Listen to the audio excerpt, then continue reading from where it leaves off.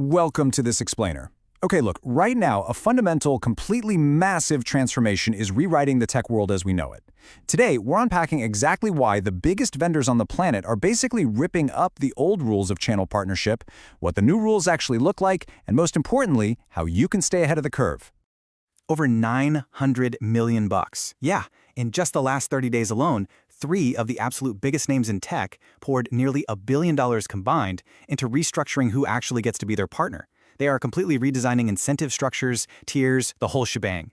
And the real kicker here? If you're in the channel ecosystem, this enormous decision was made totally without your input. The money is committed, the wheels are in motion, and expectations have literally changed overnight. So, Section 1, the $900 million shift. Let's break down these massive vendor investments. To give you a sense of scale, OpenAI just launched its partner network with a cool $150 million commitment, and they're aiming for a wild 300,000 certified consultants by the end of the year.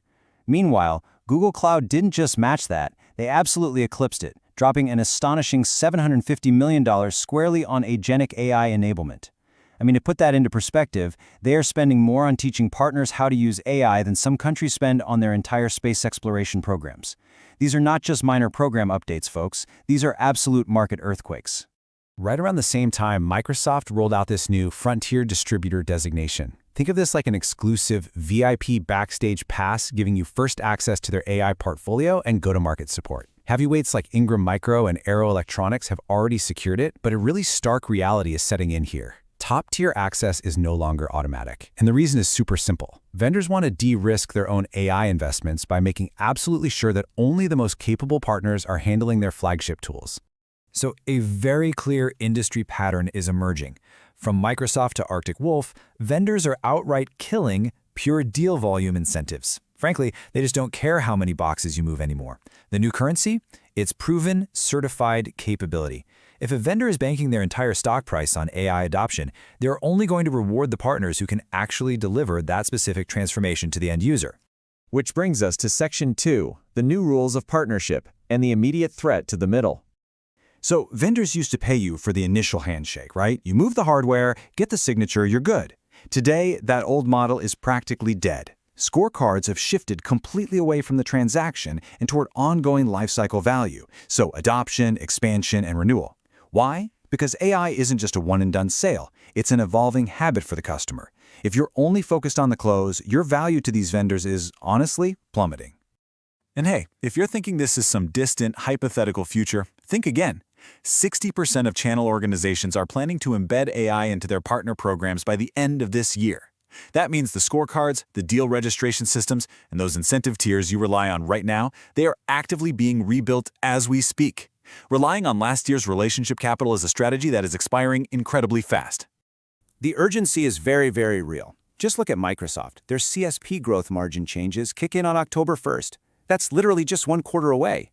If you wait for AI specialization to become a hard mandate before you start building your capabilities, you are going to be negotiating your next renewal from a severe disadvantage. It's the classic scramble, really. The partners who prepare now get the funding, while the partners who wait just get the penalty.